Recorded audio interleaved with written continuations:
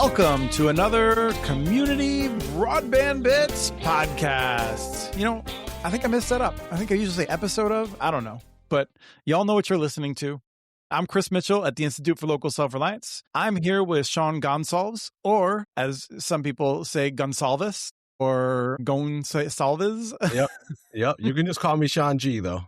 Sean G. And we're going to be talking today with Brendan Kelly, who is the founder of REVInternet, which is a new internet service provider focused on digital equity. And Brendan is here in the frozen north where our kids have no school tomorrow. It's going to be another cold day. So we're excited to talk about this. I know Sean's already talked with you and gotten a sense, but welcome to the show, Brendan. Thank you for having me, Chris. Appreciate it. Happy to be here. Yeah, we're excited to learn more about it. I mean, I feel like what we're about to talk about is the future of actually solving this issue, I think, which is targeted investments rather than trying to figure out how to find one policy that solves everything, finding the right solution for different groups of folks. So, Sean, let me turn it over to you, and I'm going to try to be, a loud, occasional fly on the wall. Good. Flap your wings. Good to meet you. Actually, Brendan, we met virtually not long ago. I am not in St. Paul. I am in the tundra of the Northeast. Actually, we're supposed to get a big snowstorm this weekend, so we'll see how we make out. But I am excited to talk to you because I feel like you have been focused on an area that is a particular challenge and one that doesn't often get a lot of attention. And so I think the best place to start is to tell us what first tell us a little bit about your background in the industry, and then also tell us about REVInternet, how your background led you to this point. Yeah, Chris isn't kidding. We have now, and we're going to have extremely cold weather all next week as well. We're even being warned, if you can believe it or not. I've never seen it, but exploding trees. I hope someone gets that on camera because that'd be pretty cool to see. My background, I've worked in telecom and broadband for 15 plus years at this point. Worked for some large ISPs, Frontier, CenturyLink, Lumen, a division of Zayo called Allstream. And past few years, I found out about a company based in Minnesota as well, but they're virtual, called QuickBit, which formed an ISP that wants to bring internet to a underserved community, which is manufactured housing communities. They've had their difficulties, and I also work for another kind of boutique ISP called Access Parks that try to do the same thing. And both companies are struggling in their own right. But my time with them was valuable to me because I could plainly see a lot of the mistakes that they were making addressing this audience, frankly disrespectful to this audience. And well, as I like to say, I'm not the smartest guy, but if it was easy enough for me to see the mistakes that these two were making, it needs to be done. And I finally put on my entrepreneur pants and launching REVInternet to address the problems with this community. So you're focused on the mobile homes primarily then? Primarily, yes. That's the focus. But I also, if something's easily reached just outside the parks, we could bring service as well, be it a hotel or apartment. I call those NOOFs, near out of footprint locations. But primarily our focus is on the culture and to lift up the stakes and address the stigma of manufactured housing. Chris likes fun euphemisms, or not euphemisms, I guess acronyms you could call it. I think Chris coined SLRFRF, right, Chris? Yes, State Local Fiscal Recovery Fund, SLRFRF. Nice. So we can add that to the lexicon. So, I feel like mobile home parks in particular, manufactured housing developments and what have you, are in a bit of a bind in a lot of ways. And I was kind of hoping that you could kind of give us some context. Sure. What does that look like on the ground? What is the state of connectivity as far as you can tell as it relates to mobile home parks? Certainly. Well, one thing, and you kind of hinted at it in terms of constraints, the first thing I like to address is mobile homes aren't mobile. Once they're on a pad, that's where they're going to stay. It can be anywhere from $5,000 to $15,000 to move a mobile home, and it's never the same after it gets transported. These are, now physical location. These are homes. For their state of connectivity, my research, I would want to say about close to 80% of the parks that I've researched, they at least have cable. But it's key to note that this is aging infrastructure. 40 plus years that coax has been in the ground. Big cable will not upgrade plant. Because of that immobility, they know they have these customers locked. So they're under no constraint to or have any impetus to upgrade their service. Likewise, with 80% of coax in the ground, that prevents the big telcos from going in there.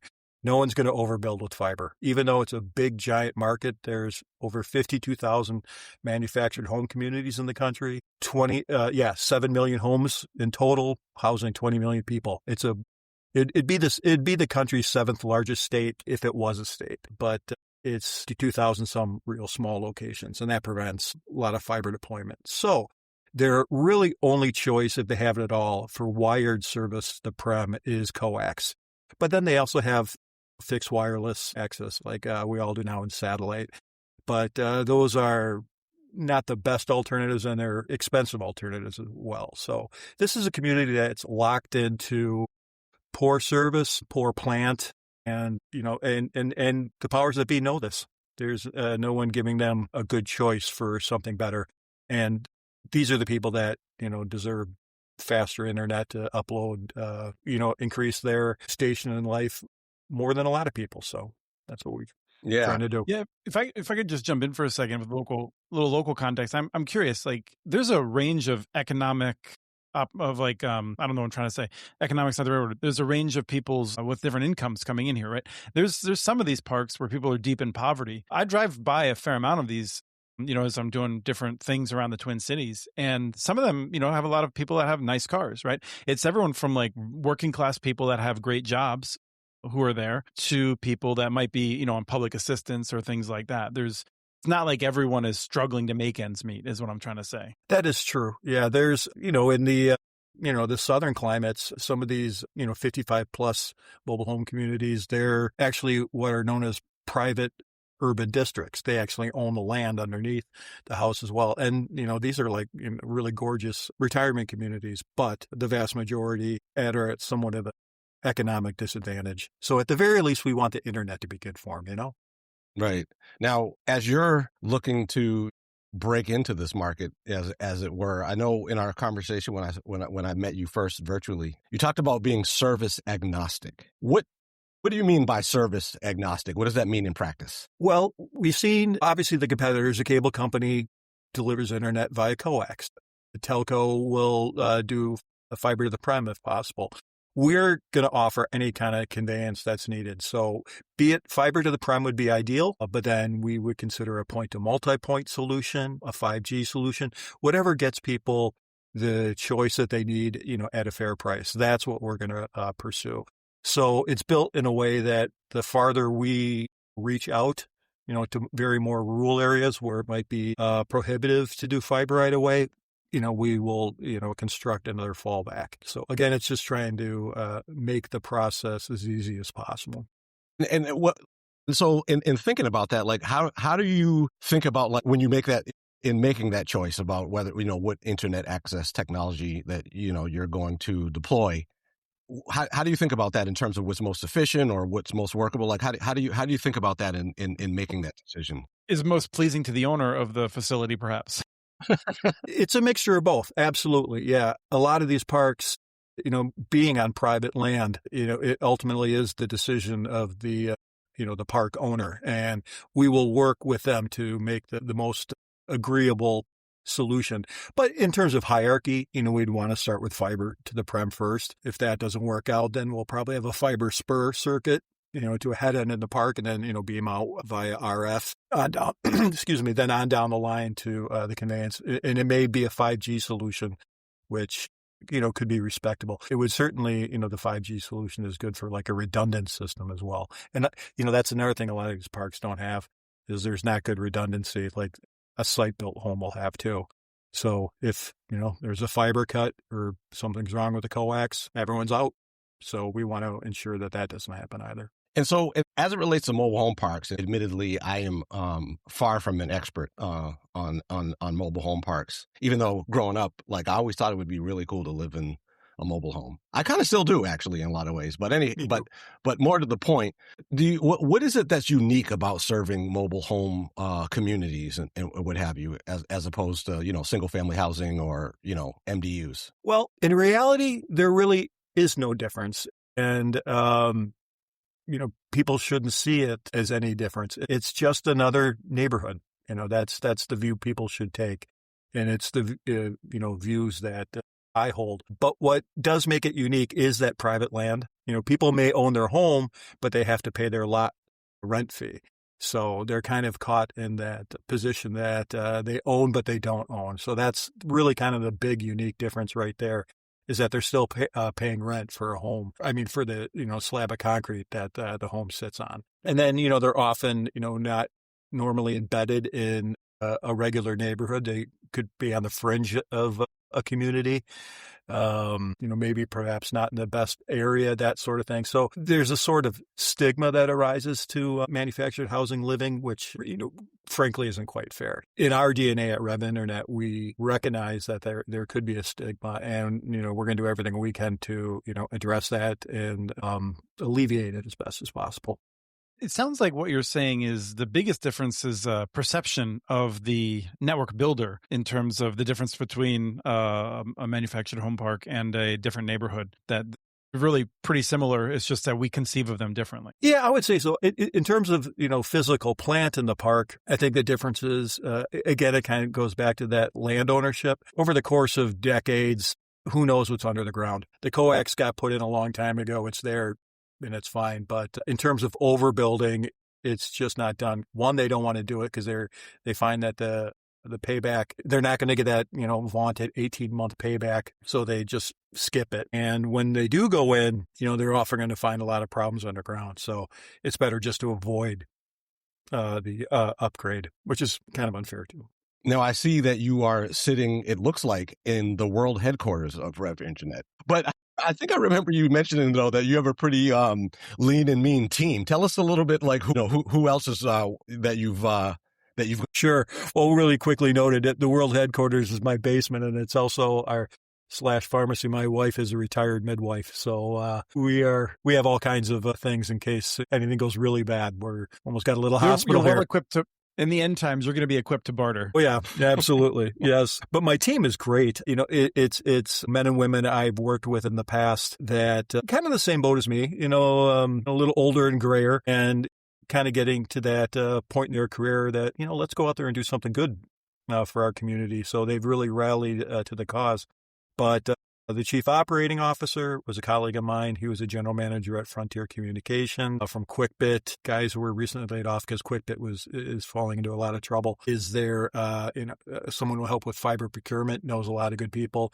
Their chief of engineering, who also has a background working for the DoD, the Air Force, so he's a genius. The woman I'm really glad to work with, she has 20-some years experience in customer service. She'll be the director of customer experience. But she is also an assistant park manager in Michigan. So we go out of our way to, kind of walk the walk as much as we're talking the talk. So she's really key to the brand and what we're trying to represent, because she's in the MHC culture. She's of it. And we've all, helped establish internet in mobile home communities in the past. So, we're familiar with the culture too. I guess I was about to say the $64,000 question, but it's probably bigger than that, which is the difficulty of raising capital, et cetera. How are you dealing with it? I mean, there's a lot of these, there's private equity out there and venture capital, which, I don't know how good that is for the ISP business, but I'm curious for you to talk to us about kind of getting off the ground and where are you trying to raise capital and what's that look like? Yeah, that's a really good question. Even though, being in this category for decades, I've always been a marketing executive. So this is kind of really my first foray into being an entrepreneur. And so I'm learning. It's hard. It's the proverbial, everyone's got money when you have money, but if you don't have any money, it's very hard to get going. So, private equity is really interested. Well, what do you have already? What do you have up and running? I'm like, well, I don't have anything up and running yet. I need some starting capital, just pay a little bit to this great team, secure money to, afford the tech stack that we need. So it's a battle. That's why I'm really grateful to talk to guys like you to help get the word out. I'll, be sure to give my address at the end. But it's a difficult process, and I'm starting to have modest luck with it. But on the PE side, the thing that we're trying to be very conscious of is that we don't want to be beholden to private equity for a host of reasons. We want to keep our autonomy We want to deliver on our brand promise, which is first and foremost for with us. We have a great deal of empathy for manufactured housing residents, and we don't want to impinge upon that whatsoever. So we're not going to work solely for the behalf of being able to to flip the company. We're trying to build something new here, revolutionary, where a lot of PE firms just really are seeing 5 years down the road to sell the company to make their money back and some additional funds. And that's not quite where we are, spiritually, if you will. What stage are you at right now? Do you have an initial build that you're working on, or a prospect, or what's happening? We had a prospect all teed up, ready to go. Everything was perfect in Laramie, Wyoming. Last second, the park owner decided to back out, and so be it. So we've actually kind of dialed back a little bit from the hunt for money and really trying to just secure some clients. And myself and the chief operating officer, we're both in Minnesota, so we're probably going to be focusing on the upper Midwest just because we're here. But we hope once we get a couple of prospects lined up, then we can at least maybe get some purchase order agreements that will allow us to go to the bank saying, hey, we have the bird in hand. Can you help finance these first couple tranches to get these parks rolling? And then we can start, finding, bigger investments and the like. Going to wait a little bit till it warms up, though. Yeah. Now, I mean, of course, here, at ILSR's, community broadband networks team, we've been strong advocates for municipal broadband, but we also don't see that as being a one-size-fits-all solution. And smaller, independent, private ISPs, I think, have a really important role here. But I think when we talk, you did mention, though, your awareness of municipal broadband and your willingness or even desire to potentially work with municipal broadband providers. Did I have that right? And can you talk about that? Absolutely. And we would love to as well. Because munis, I think, in the same with, private big firms, they kind of run into that roadblock where they meet the fence of the park. And they just can't get in contact with the park owner. All the construction that needs to be done, frankly, the marking that needs to be done in park to alert residents as change is happening. It just seems that, the municipal build, really tends to end at the edge of the community. So we hope that we could be that kind of, help to, get into the park, talk to the park owners, help them, understand the value of this and get them to see the value of, hey, a park with good broadband. That's, that improves the lives of the residents and, frankly, makes them more sticky. It's in the long run, it helps the park. So that's where we want to work with any kind of muni ISPs. If such a case arises where they can't get into that privately owned land that's a manufactured housing community, let us help. That's it's our secret sauce. That's where we can add value to the muni build. Can I ask about one other area where I feel like you may have to add secret sauce, which is collections? I feel like maybe more challenging. I suspect that you're going to have a higher concentration of people that don't have credit cards that are active perhaps, or would prefer to pay in cash and things like that. Whereas if you're trying to create a new startup, you really want to simplify that. You want everyone to pay on a credit card, pay ahead, that sort of thing. Could be a challenge here. What are you planning to do around there? Well, it's going to be a reality. Churn will probably be likely a little higher in a manufactured housing community, but that's okay. We're going to differentiate ourselves on that customer experience. We're going to be more than just the internet provider. We want to be digital navigators and help this community get more savvy. But yeah, it's a reality that will happen. And that actually happened with the last ISP that I worked with. Everything was self-service, go to the portal, use your credit card. So we'll at least, and we found a good OSS, BSS provider that can do automatic clearinghouse. That's actually something I kind of learned, which is troublesome in the industry. To be able to take cards over the phone is very expensive to get accreditation for CPI accreditation. So it's difficult, but we know, there's a little more work involved with helping customers and MHCs. They tend to be a little bit older, a little less tech savvy. So there's going to be hand-holding involved, and that's going to be our differentiator. Yeah, it'd be great if people know how to log on to their portal, put in their card, and be done with it. But I know that won't be the case. But that's something we have to do. And part of being a It's digital navigator is to, help these people with ongoing education that they will become a little more tech savvy. Yeah. I mean, it's heartening to hear you talk about being, about digital navigators and what are, sort of out in the world or, sort of separated out as digital equity issues versus, building, networks and infrastructure. But, obviously they're, even from a business standpoint of view, I mean, you want higher adoption rates and take rates and so forth. And if a segment of the market that you're targeting has difficulty with those things, which is one of the reasons why it was so, I think, devastating that we lost the Digital Equity Act and some of those programs. But it's really interesting to hear you talk about being a digital navigator and how that is, a part of being an internet service provider in your eyes. Now, Chris, what's the name of that? I'm going to quiz now. Yeah, no, I'm trying to think of the ISP that was started by some former charter guys in New York. Why can't Well, they have the People's Communications, something like that. Communication? Yeah. So It's there were mostly outside plant and installers, I think, who were laid off apparently in violation of labor law, and then they started up a co-op in order to be able to still provide services to people who were being left behind. That's right. So it just made me wonder about if there were people, leaving, sort of the big telecom industry and are kind of looking to do what you were doing. I mean, that's the only other example that I can think of. But, I mean, a lot of it, I feel like the Front Range of Colorado has several municipal networks that I feel like are also, they're the ones I've heard mostly talking about the manufactured homes and doing some of that work. And it just so happens, I mean, Longmont in particular has two people that are formerly CenturyLink.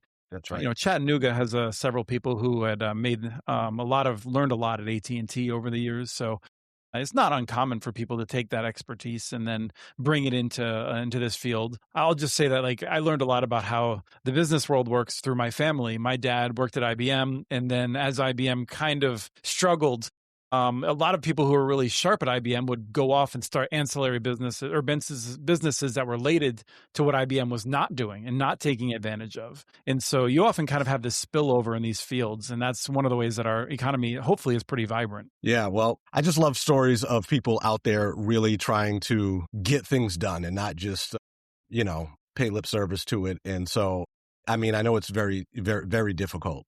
So I think it seems like you've got a pretty good experienced crew with you. And so, as you embark down this road, I hope that we're able to, stay in touch. And because, as I said, I think that, especially given the way kind of BEAD has been upended in so many ways, I think a lot of communities are going to have to take, as Chris said towards the beginning of the program, a much more targeted approach. I want to ask just a little bit more about the digital equity, because I do feel like I think your business is harmed by the Digital Equity Act being canceled, right? I mean, I think depending on where you're looking, residents of manufactured homes are more likely to be either active service duty families or retired out of the military. These are people that we want to make sure have real economic opportunity, that they're able to access their government benefits that they're entitled to, on computers and things like that. And there was supposed to be money available for people that had specialized knowledge to work with these covered populations. It seems like that's something that I would have hoped you would have been able to take advantage of. So I'm just curious, you mentioned digital equity, and I'm curious, if you had a sense of how you're going to be tackling that. Well, really just in the case that coming from, nothing formalized, but really just the idea of, having our heart in the right place, as, we've discussed about as a team. If there's a situation where someone calls us, and they will be able to call us directly any time of day. I mean, hey, I can't afford my medicine this month. Well, you know what? We'll work with you. I mean, that's just how we have to be. We're not going to impinge on someone's health, so we get paid. I mean, that's just not the way we're going to operate. So that's our point of difference. But really just, trying to be that ear and, being local, and having the team that we have in place we're quite certain that we have enough knowledge that we'll be able to operate efficiently as well. So, I mean, the other thing is not only to have the service that's as good or better, but priced, at parity or even a little less. So, that's going to be a value as well. It would do. If we could, go back to ACA again, that would be, or ACP again, that would be so fantastic. We really need that again. Right, because the cost like your cost of deploying, like every foot of fiber that you put in the ground, you're serving more people than a lot of places because you have that density in these parks. Exactly. Yeah. I mean, a typical park size, anywhere is, about 100 to 125 pads. There's some giant ones and there's some very small ones, but they're all right there, very, yeah. And at a point to multi-point solution, it's just one fiber circuit to a head end and boom, just put on some outdoor radios. And the RF is great there. I mean, it's really nice. Some of these parks have mature trees now, right? Because they're so old and the trees have grown up. So it's not like people might be imagining. They've seen in some popular media. Sean, do you have any other questions? No, I really appreciate. But before we leave, we should we should offer people an opportunity to find out how they could contact you if they're interested in helping, particularly around financing. Yeah, please. Well, simple website, REVinternet.com, REVinternet.com, and there's to message me. My email address is Brendan, BRENDAN @REVinternet.com. And I'm in St. Paul, Minnesota. I love to hear from a lot of people, advice, good wishes. And if you want to help get the people who need it most better internet, I'd love to talk to you. And thank you both for allowing me this opportunity because local service is important. And manufactured housing communities, they are communities as well. They deserve everything that site-built homes get. Absolutely. Thank you both for coming on. And Brendan, I hope we'll bump into each other in the neighborhood here. Yeah, we'll see if we can work that out. Yeah, that would be great. Yeah, we're neighbors. This is fun. Go have a Juicy Lucy. Oh, yeah. Yeah, that's true. Okay, we'll wrap up with this. What's your favorite Juicy Lucy if you're into them? Well, I don't live too far from the Nook. So, yeah, they have a good one. Yeah. The Nook is good. I took Sean and also Jordan, a few other folks to Matt's, which is you got to go to Matt's if you want to juice it. Yeah, I can pick it up in South Minneapolis and almost get home before it's too cold. It's still all right. Right. All right. Well, stay warm. Thank you, and thanks for coming on. Thanks again, guys. We have transcripts for this and other podcasts available at communitynetworks.org/broadbandbits. Email us at podcast@communitynetworks.org with your ideas for the show.